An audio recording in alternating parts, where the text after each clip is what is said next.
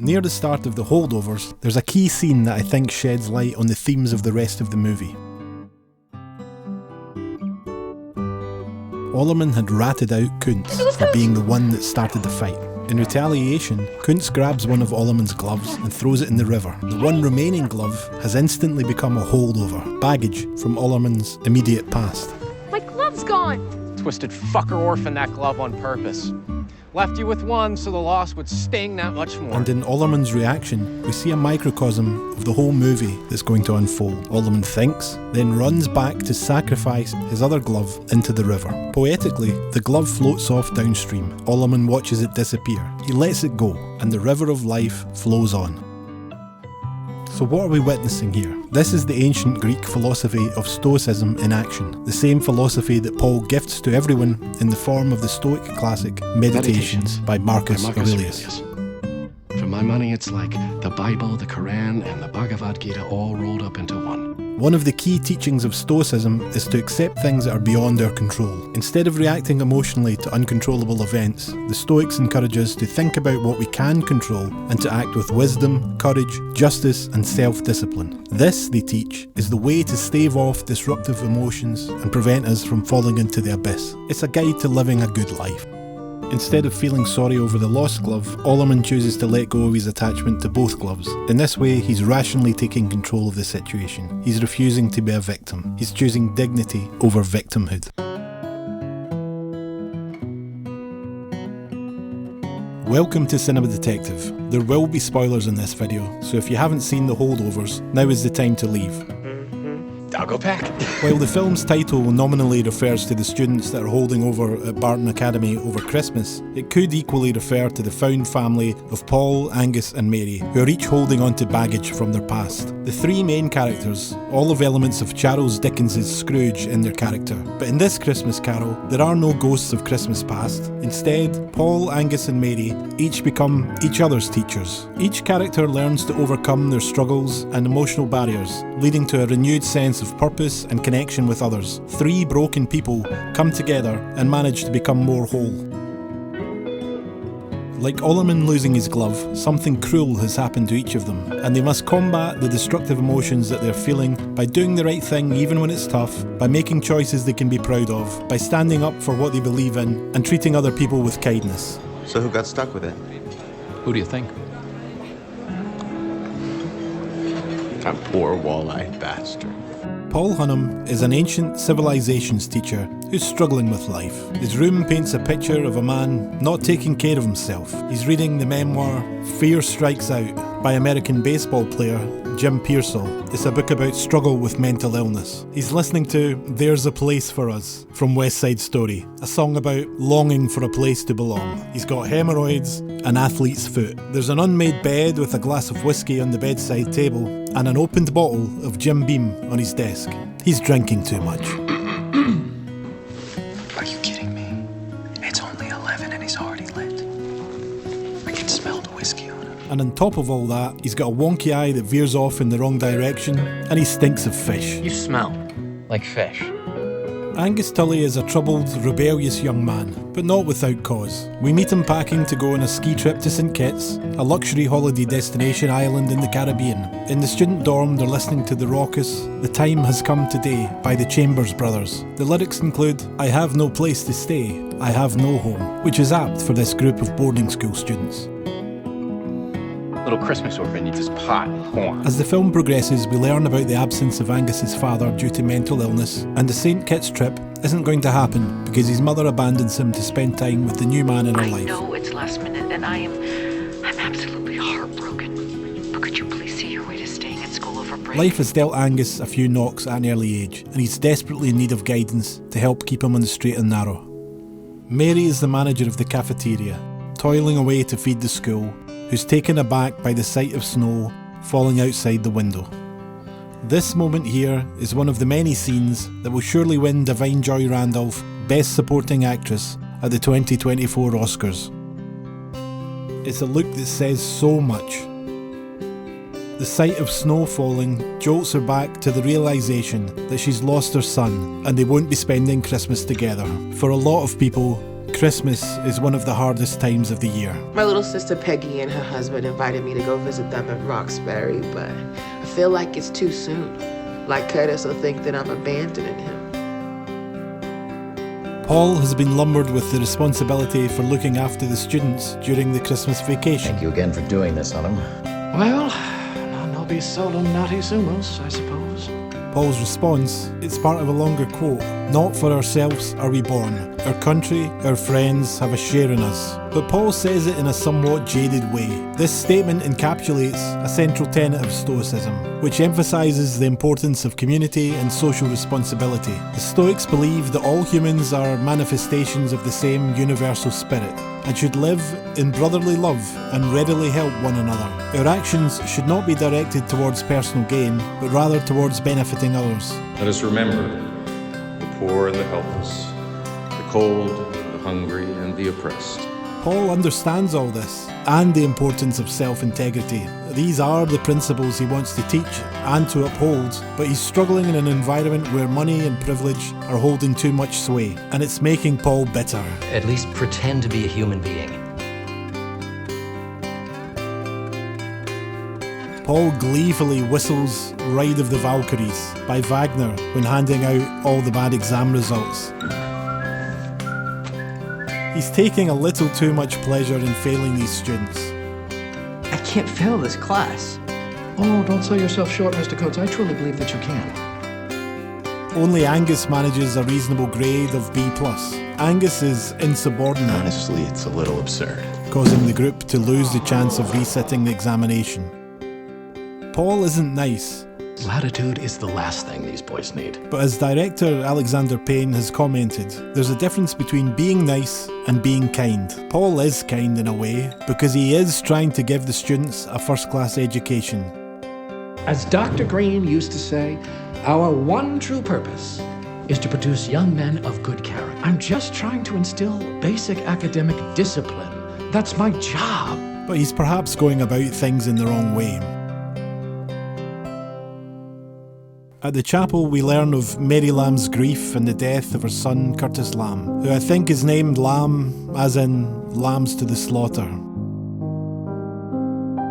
Unlike some of the other privileged kids at Barton Academy, Curtis couldn't afford to further his education, so he had no chance to defer the draft by using student status. He had the grades, but I didn't have the money.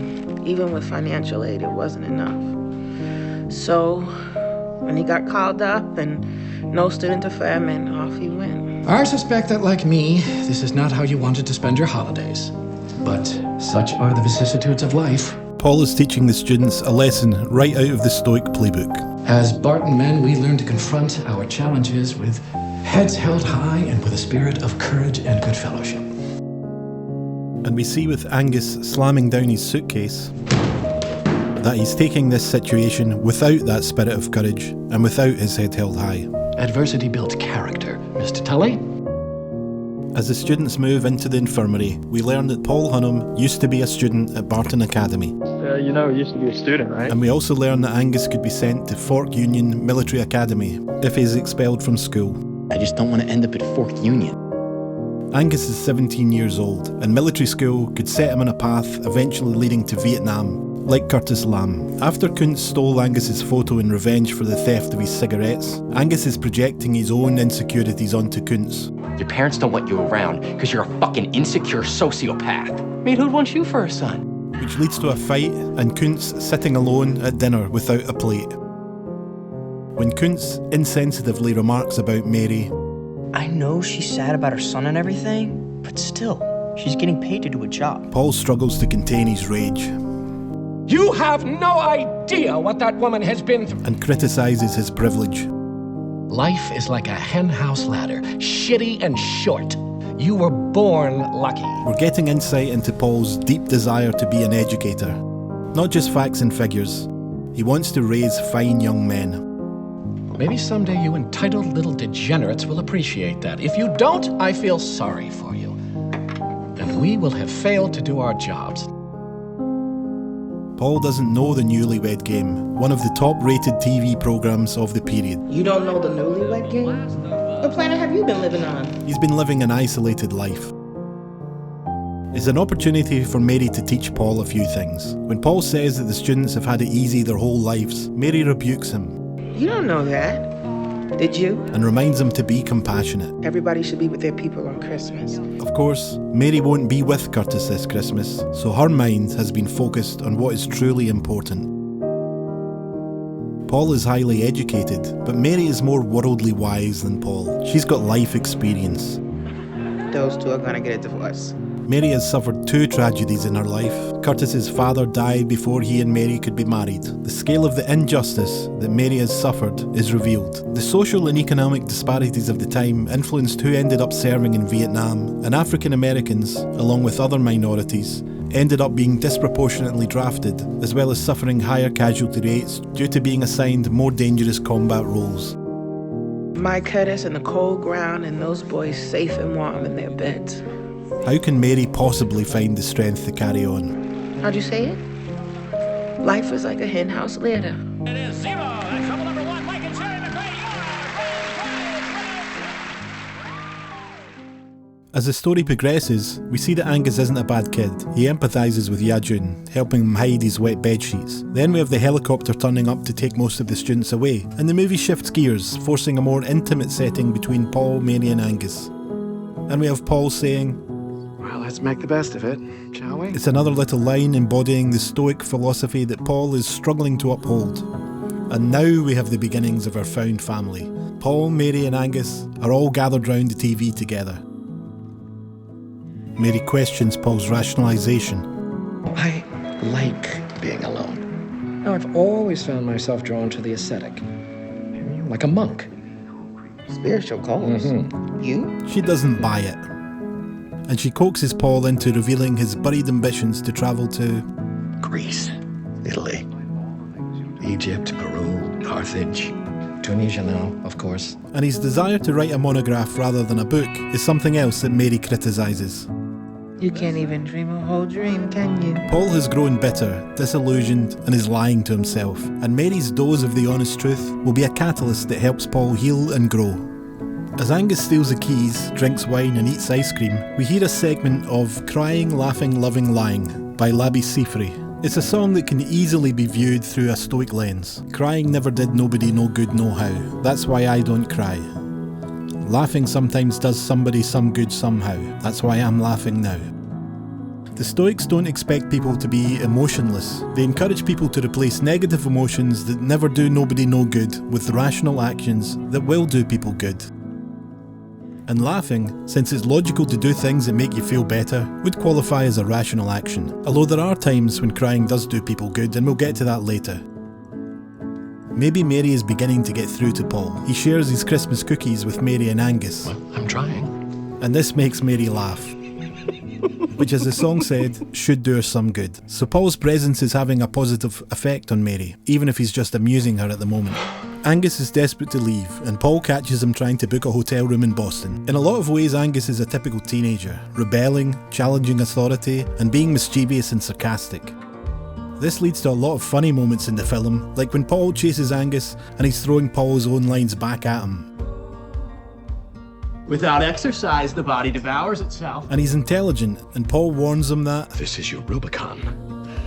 Do not cross the Rubicon. Angus retorts by quoting Julius Caesar. Alea jacta est. The die is cast.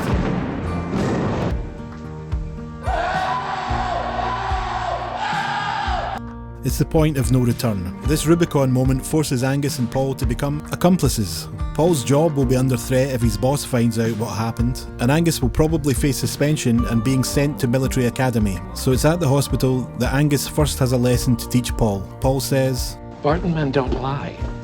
Yeah. But Angus lied to protect Paul and protect himself. This moment is significant as it shows Paul's growth from a rigid, traditional teacher to someone who's willing to bend the rules for the well-being of his student. They're now partners in crime. They've bonded. Okay, then this all remains entre nous. Got it? Angus also has an altercation and mocks a Vietnam veteran missing his right hand. I think this could be a callback to Ollermann's right glove that Kuntz stole. It's another stoic teaching opportunity for Paul. He tosses Angus the car keys, forcing Angus to catch him with his right hand, the hand the veteran is missing. How many boys do you know have had their hands blown off? Spartan boys don't go to Vietnam. Oh, they go to Yale or Dartmouth or Cornell, whether they deserve to or not. Paul is encouraging Angus to think rationally about what has just happened. Sure, Angus could react emotionally, call them assholes, get riled up and end up in a fight. Or Angus can think rationally, view the veteran with empathy, understand why there might be a reason for his aggression, reflect on his own privilege, control his own emotions and avoid a nasty scene. It's a much more healthy situation for everyone involved, all for the cost of a beer. I want to mention Paul's awkward football throw. Aside from being funny, it's humanising him. It's a little mirror for Paul stepping outside of his comfort zone and foreshadowing his personal growth. And then we see Paul is peeling potatoes, something that he's not used to doing, but he's finding it therapeutic. Again, it's just a little sign that Paul is having new experiences that are changing him. Mary continues to push Paul out of his comfort zone. Mr. Hunter, if you are too chicken shit to go to this party, then just say that. But don't fuck it up for the little asshole. What's wrong with you? It's just a party. Angus's shaving scene is symbolising him growing up. He's transitioning from being an adolescent to a young man, and his kissing scene at the party serves the same purpose, but he's still got some growing up to do. Because at the party, he steals the Christmas snow globe. His fascination with the snow globe reflects his longing for simplicity, nostalgia for happier times with his father, and protection from the harsh realities of the complexities of his life. Paul's dream was to make a difference as an educator. He wants to raise fine young men. I guess I thought I could make a difference. I mean, I used to think I could prepare them for the world, even a little, provide standards and grounding like Dr. Green always drilled into us, but the world doesn't make sense anymore. I mean, it's on fire. The rich don't give a shit. Poor kids are cannon fodder, integrity's a punchline. Trust is just a name on a bank. Paul is failing to live up to the stoic ideals that he cherishes because he's focused on the problems of the world that he can't control, the inequalities that exist in the world. His sense of defeat and loss of purpose is a lapse of the stoic virtues that he preaches. Well, look, if that's all true, now's when they most need someone like you. This is the rational thought that Paul needs to process. What can he control? Where can he make a difference? I thought maybe you were doing something special for Angus. Oh. You should. Paul's baggage is his unfilled potential. As an educator, as an author. He's only ever read about the places he's so fascinated by in books. And he's retreated into his teaching role as a safe space. Barton is his comfort zone. Life catches up to them so fast. Them. Ha. Us. This fate of living is perhaps the reason that he's depressed, takes pills and drinks heavily. We see his longing for a relationship with Miss Crane. You're a very sweet person, Miss Crane. Until her boyfriend shows up and bursts his bubble. Because Paul can't be whole until he fixes himself. And Paul's interaction with Angus represents his opportunity for his redemption. It's his chance to become the kind of man he believes in but is failing to realise. Throughout most of the Holdovers, Mary carries herself with a quiet dignity. She's the moral compass of the film and guides Paul and Angus through her words and through her actions. She's lost her son, but she hasn't stopped being a mother. Divine Joy Randolph's performance is exceptional. Mary is written as a stoic character in the flawed, modern sense of the word, as in she's emotionally bottled up. And yet Randolph effectively conveys Mary's subtle emotional depth through her facial expressions and interactions, and we're well aware of her profound sadness long before the party scene. Her breakdown at the party contrasts with her usual display of dignity and strength. It's pivotal in her character arc. She can no longer contain her suppressed emotions. The death of a child is perhaps the greatest challenge to the Stoic philosophy. How can you expect someone to act rationally, check their attitude, and focus on actions with controllable outcomes in the face of such profound grief? It's one thing dealing with the loss of a glove. It's gone! My glove's gone! But what nonsense is this?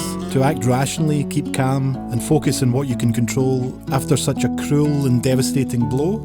But Mary's situation is a little different from Angus and Paul, because acknowledging and expressing her pain is a crucial step in her healing process. But remember, Stoicism isn't about suppressing all emotion, it's about avoiding futile negative emotion. For Mary, letting out her grief is the rational step forward, and it's not something that she can reasonably control. I think the party with its festive atmosphere is simply too much for her. She breaks down and confronts her harsh reality.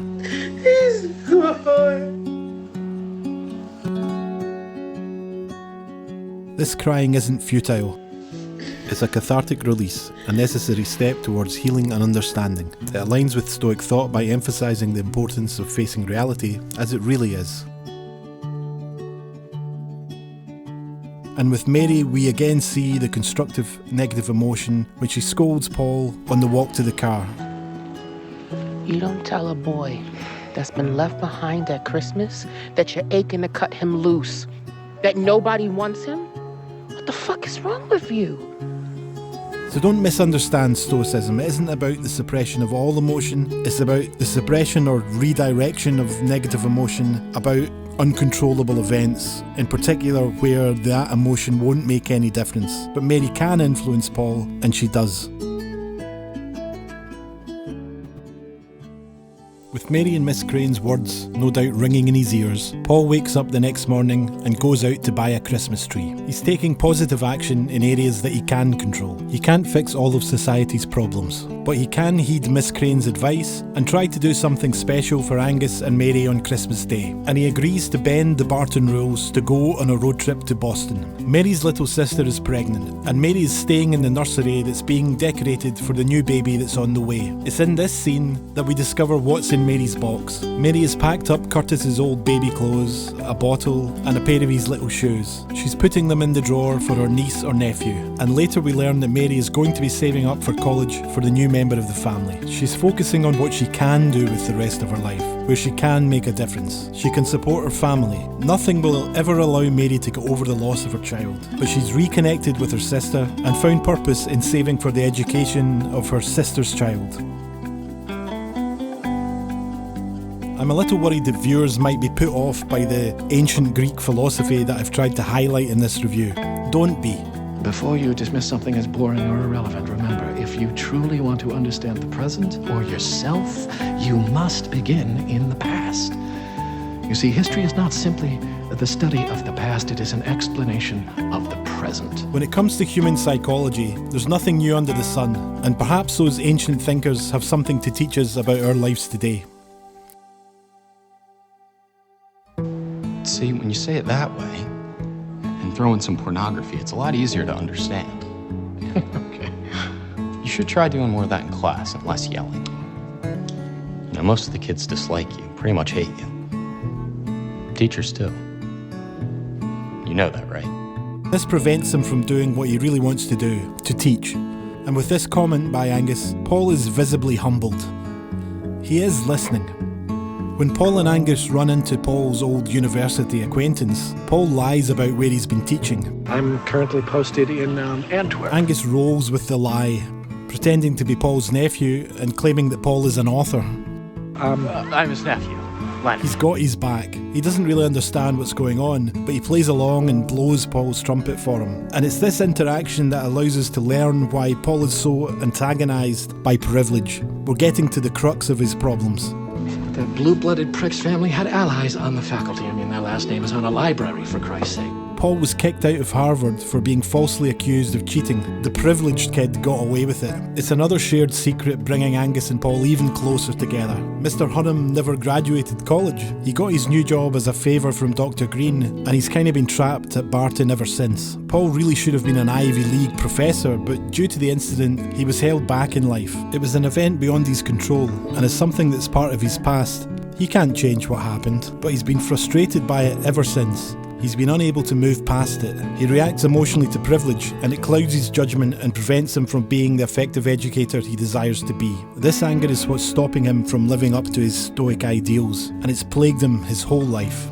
There are a lot of similarities between Paul and Angus. They mirror each other. They've both got similar problems. Angus's fear and anger is preventing him from thriving as a student. They're both on Librium. They both make Nazi jokes. And at the bowling alley, we have Paul sarcastically reflecting Angus's criticism back at him. A pretty good teacher, kid. Too bad everybody dislikes you. Pretty much hates you. But you must know that, right? They're learning from each other. The girls smiling at Angus draw attention to his growth. People are starting to notice his positive transformation. Angus is becoming a man. Outside of Barton, Paul is like a fish out of water, which is probably an appropriate phrase since he smells of fish due to his unfortunate medical condition. His mini lecture to the drunk Santa is really highlighting his social awkwardness and how much growing Paul still has to do. My son. At the cinema, Paul and Angus are watching Little Big Man, a 1970 Western film about a white man that is raised by Cheyenne Native Americans. In the Western, the Cheyenne chief is a father figure to his adopted son, Little Big Man. He says, "I have thought and talked, smoked on this matter, and my decision is, Little Big Man has returned." And at that exact moment, we see Paul, the chief, with his pipe billowing with smoke, and his thoughts have turned to his adopted son, Angus. Angus is a big man, almost an adult, but as someone caught between adulthood and childhood, he's still little and still capable of doing childish things. Angus is saying he's going to the toilet and then running off, the same thing he did earlier. He used to be fine. He's better than fine. He was great. He was my dad. And now we come to the crux of Angus's issues. His history doesn't have to dictate his destiny, but he's not yet realised it. He's caught up in his own sad story. He's at risk of being consumed by it, the same way Paul was. He needs to learn that he can control his narrative. So I'm afraid that's what's going to happen to me one day. No, Angus, listen. You're not your father. You're not your father. You're your own man. Is Paul saying, you're not a victim to external circumstances. You have the ability to focus on your own choices and your own actions. Mary embodies the stoic principles. Take the paprika scene. Something out of Mary's control happened. Her colleague added too much paprika. Mary's response wasn't rage. She just came up with a logical solution to fix it by adding more water. She's a natural stoic. Paul has the textbook knowledge, but he's not always successful when it comes to putting what he knows in theory into practice. Paul learns from Mary the missing ingredient: empathy, understanding, compassion. And this is what allows Paul to finally teach Angus what he wanted to teach. Not through words, but through example, through action. And speaking of missing ingredients, let's take a closer look at the Cherries Jubilee scene. Angus has refused the dessert because of the alcohol, and we see that Paul reacts emotionally, losing his self-control, failing to live up to the stoic ideal. Christ on a crutch! What kind of a fascist hash foundry are you running here? Mary calmly asks to buy cherries and ice cream as a takeout to make their own dessert. She's ignoring what they can't control, focusing on what they can control, and effortlessly embodying the principles of Stoicism, refusing to be victims to circumstance. Presto, Cherries Jubilee. Back at Barton, we get the firecracker scene, symbolising how Paul is beginning to loosen up. I'm gonna light this sucker off in the kitchen. What?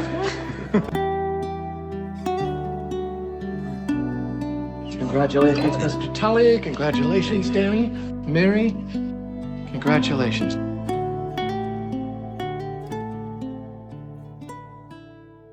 We see that Paul's relaxed a bit because he's allowed his students to retake the exam after all. He says, Omnia extraneous praeter stilum. Which means everything off your desk except your pen. It's another stoic metaphor. Everything can be taken away from you except your intellect, your rationality, your pen, which cannot be taken away. When Mary takes Angus's hand, it's showing that despite her loss, she can still play a mothering role. She still has something to offer life, and life still has something to offer her. I read some reviews of the Holdovers, and some people said they didn't like the ending because Paul lost his job. His job and this environment had been holding him back for years. In sacrificing his job to save Angus... It was my idea. I don't give a shit. I said I don't give a shit. You two were unreachable. He was all alone at Christmas. Paul has finally found a way to embody the ideals that he cherishes.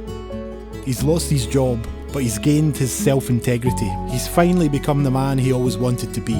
Yes, it's bittersweet, but it's also the reason why Paul is finally able to say to Angus, It's this one. This is the one you should look at. So don't feel sorry for Paul. He's not a loser here. This ending is his triumph and his redemption. He'll be okay.